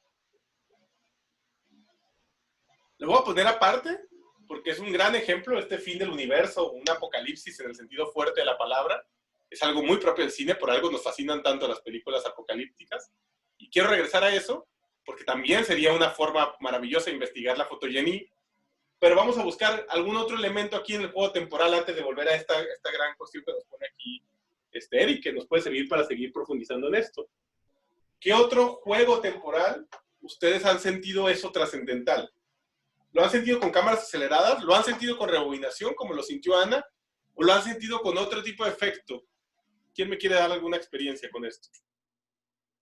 Yo tengo una experiencia que a lo mejor no es trascendental en el tipo así, me explotó la mente, pero en este caso es comedia y me causó muchísima risa porque yo nunca lo había visto.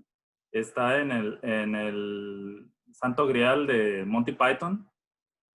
No sé si ya la vieron, pero hay una escena donde el personaje principal se está acercando a un castillo, ¿no? Entonces se está acercando y se ve que va corriendo hacia lo lejos y luego vemos a los guardias que están así bien a gusto y luego regresamos y parece como que no se ha acercado absolutamente nada, ¿no? Y otra vez los guardias ahí y luego otra vez súper lejos y hasta que en una escena, ¡pum!, ya los mató, ¿no? Ya está ahí a un ladito. Y primero a mí se me hizo muy extraño de que mi percepción había sido engañada en el sentido de que cómo es posible que yo vea que no está avanzando. Cuando repetí la escena es que literalmente están repitiendo el clip de que de lejos se va acercando, cuando cambia, están repitiendo el mismo clip que desde el mismo punto que se está acercando. Entonces eso me hizo súper gracioso, me pareció una genialidad. Y fue también como un truco, pues, de cortar y pegar el mismo pedazo para extender esa escena, ¿no? Para hacerla sentir que es muy larga, ¿no? Me parece muy, muy gracioso. Ese es otro de los juegos temporales que se puede hacer, que es propio del cine, la elipsis. A mí, por ejemplo, una de las escenas que más me ha marcado en la historia del cine es una elipsis maravillosa que hace Stanley Kubrick en 2001 Odisea en el espacio. Que estamos con unos homínidos hace, no sé, esos homínidos deben de ser de hace alrededor de 3 millones de años, más o menos. Y están esos homínidos de hace 3 millones de años y uno descubre cómo destruir las cosas con un hueso, cómo matar, cosas por el estilo. Y después de hacer eso, lanza el hueso al cielo y el hueso está girando en el cielo y ¡pum! Se transforma en una nave espacial. Algunos dicen que es un satélite, otros dicen que es una bomba nuclear. Hay muchas interpretaciones, pero se transforma el hueso en una nave girando en el espacio. Y ahora estamos en el año 2001. Esa experiencia no intelectual, sino audiovisual de elipsis, sea por comedia, sea por drama, sea por lo que sea, es muy propia del cine. Nos genera un juego con nuestra realidad porque funciona hasta cierto punto con las reglas de nuestra realidad, que logramos entender, pero no experimentamos nosotros esta elipsis. Digamos que nuestra memoria sí las experimenta. Si yo puedo recordar que sucedió un pedazo del día y después brincarme a otro pedazo del día, pero la vivencia de esa experiencia en una duración no la tenemos. Entonces, hay algo de lo que comprendemos ahí, de lo que no comprendemos, y en ese juego de las dos cosas nos genera una experiencia que nos sorprende de una forma trascendental. Un juego de cámara más que nos está faltando aquí, que es bien propio del cine, y ahí ya me voy a empezar a acelerar, ya me tengo que ir, sería la cámara lenta. Hay videos de todo tipo de cámara lenta, gente cacheteando a otras personas. O gente hablando y viendo cómo la babita vuela. O gente lanzando una gotita de agua a un vaso y ¡plum! O en fútbol, de eso viven los canales de televisión. O sea, vamos a ver cómo le pega Zidane en Super Phantom, Iván. Y todos estamos así al borde del asiento viendo en Super Phantom el gol de Zidane o el gol de Ronaldo, de quien sea. Esas acciones súper cotidianas que en la vida real no necesariamente nos sorprende tanto, la ponemos en cámara lenta o en cámara súper lenta y estamos vueltos locos, pero vueltos locos. Por ejemplo, hay un video que es súper viral, que probablemente no han visto y les va a encantar verlo, que es uno de una TED Talk donde lograron desarrollar una cámara hiperlenta para ver la luz. La cámara funciona más rápido que la velocidad de la luz. Entonces lo que hacen es mandarle un rayo de luz a una lata de Coca-Cola y van viendo cómo el rayo de luz va invadiendo toda la lata de Coca-Cola en cámara lenta. Les pregunto, ¿alguien aquí no quiere ver el video? ¿O les llama a todos la atención ver cómo la luz invade una cámara lenta? Quiero ver, la verdad, yo sí lo quiero ver. Pasa el link.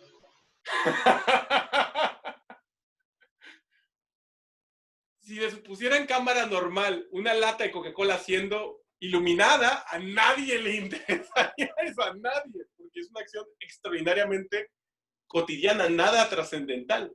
Sin embargo, solo el hecho de ponerla en cámara lenta vuelve a eso que es ordinario y común, absolutamente trascendental. Precisamente por esto este es el primer camino, uno de los caminos principales por donde Jan Epstein trata de investigar la fotogenia. Cómo el cine tiene una serie de efectos que son propios de su lenguaje, que vuelven aquello que es ordinario absolutamente trascendental. Y podemos construir todo un lenguaje audiovisual solo a partir de ello. Hay una serie de videoclips que pusieron muy de moda, que ahora que han surgido mucho las herramientas, donde lo único que estamos viendo son elementos en cámara lenta. Vemos un águila abriendo las alas, un caballo saltando, y ese es el videoclip, una serie de clips de cosas pasando enfrente de ti, solo que como funciona en cámara muy lenta, te genera una fascinación impresionante y no pierden su efecto. Podemos repetirla una y otra y otra y otra vez, porque algo tiene esto. Y precisamente la reflexión de Eric de Evangelion, del final de Evangelion, nos apunta a otra serie de elementos donde también podemos investigar la fotogenia. Yo les pondría, por ejemplo, Evangelion, o por ejemplo, el cine gore. ¿Por qué? Porque esto ya no son reflexiones de Jan Epstein, o no que yo conozca, según yo no son reflexiones de Jan Epstein, pero apunta a donde mismo que está apuntando esto de la fotogenia, quitándole la moral al asunto, porque Jan Epstein sí era muy moralista, entonces pensaba que la fotogenia era una cierta resaltar las virtudes propias de la realidad que la misma realidad no nos podía mostrar por sí misma. Entonces, como algo de esto que podía resaltar el cine era como una realidad más pura y más divina que la realidad real, y algo así como que nos trascendía, y en ese trascendernos nos mostraba algo más profundo de la realidad. Entonces, probablemente se está revolcando en su tumba Jan Epstein que yo les diga esto, pero con afán de entender un poquito mejor, libre de moral, este término de fotogenia, hay ciertas experiencias que el cine nos muestra que sabemos que existen en la realidad, pero nunca las vamos a poder ver como tales. Entonces, que el cine nos las muestre nos da un cierto nivel de trascendencia, un cierto nivel de sorpresa que nos mueve profundamente. Por ejemplo, que el cine logre entrar por el ojo de alguien y a partir de entrar por el ojo de alguien mostrarnos todo su sistema intravenoso, y a partir de entrar en el sistema intravenoso ir hasta un órgano que tiene y volver a salir de la persona, nos genera una cierta sorpresa que es única del cine. Un autor en literatura nos podría decir, entonces entramos por el ojo, y no te genera esta experiencia, porque es audiovisual esta experiencia. Algo así funciona con el cine gore. O sea, quien está acostumbrado a ver cine gore, cuando lee El Marqués de Sade se ríe. No porque El Marqués de Sade no valga la pena, sino porque no es este tipo de experiencia la que te da El Marqués de Sade. O sea, ver a personas abriéndose, ver cómo se van deconstruyendo, ver todo este tipo de experiencias, digamos, incluso asesinato, de cosas muy fuertes, ver la violación, por ejemplo, en Irreversible, son cosas que nos marcan profundamente, que nos revuelven el estómago, que nos hacen sentir muy, muy mal. Por más que sepamos que es una película y que eso no es real, el lenguaje audiovisual nos produce un cierto efecto que nos trasciende y nos genera algo que rebasa todas nuestras expectativas, que nos muestra la realidad de una forma que la realidad misma no nos muestra, pero aún así es real, y es más real que la realidad nos muestra. Esto tiene que ver con la fotogenia, y esto es lo mismo que hace el final de Evangelion o cualquier cuestión apocalíptica. Cuando vemos, digamos, la destrucción del universo, es algo que tal vez todos ya hemos imaginado, que todos hemos pensado, pero no lo podemos ver. Está en nuestra realidad, pero a cierto punto el cine en su lenguaje nos puede mostrar, no en discurso, no mencionándolo, no representándolo, sino haciendo vivir la duración, la experiencia desnuda de qué es esto o qué es esto del fin del universo. No te voy a contar el fin del universo, te voy a hacer vivirlo y que viva la experiencia de cómo es que todo el universo se destruye y se vuelva nada. Precisamente esto es algo de lo propio del audiovisual, el hacernos vivir una experiencia que sí consideramos real, pero la vivamos en su realidad, no en su imaginatividad. Ninguna película la puede terminar de hacer. O sea, ninguna película va a poder capturar objetivamente el fin del universo, o capturar objetivamente la muerte, o capturar objetivamente la violación, o algo por el estilo. Estas realidades que rebasan nuestra posibilidad de experimentar. Sin embargo, el cine tiene algo que le permite capturar esas duraciones que no tiene ninguna otra arte, y en esto se centra el término fotogenia, que para Epstein es el lugar central del cine. Y comprendiendo de qué está compuesta la fotogenia, uno puede volver sus películas más cine que lo que ninguna otra película alcanza. Porque estas experiencias precisamente son trascendentales y son trascendentalmente únicas del cine. Por eso es el punto central donde centra toda su reflexión Jan Epstein.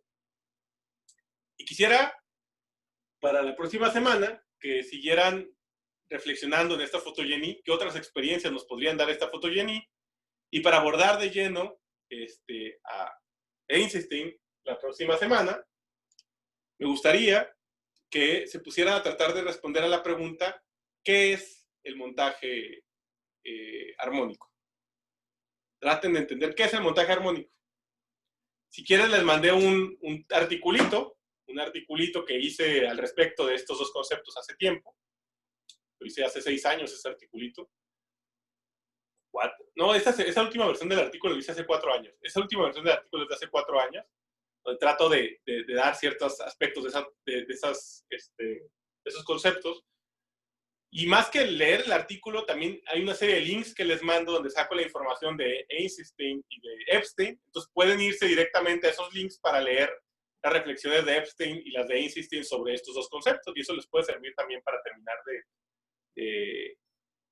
más que para terminar, para empezar a reflexionar sobre esto y que traten de responderse a la pregunta de qué es esto del montaje armónico, que para mí lo estoy dejando al final, porque precisamente es el concepto que más me ha obsesionado y el que más me ha puesto a parir chayotes y el que más me ha permitido a mí como Julián avanzar en mi reflexión cinematográfica.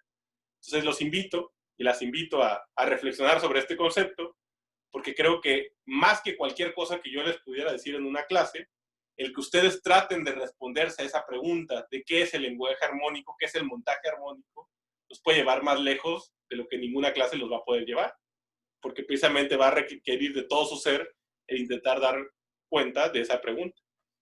Y pues me despido por ahora, salgo corriendo porque tengo reunión de profesores y ya estoy un poquito tarde.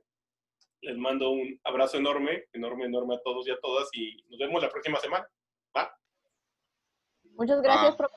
Hasta la próxima Gracias. semana. Gracias. Gracias, viejo. De Gracias. nuevo, un abrazo. Abrazo, abrazo. Saludos a todos. Saludos, viejo. Un gusto. Igual, igual.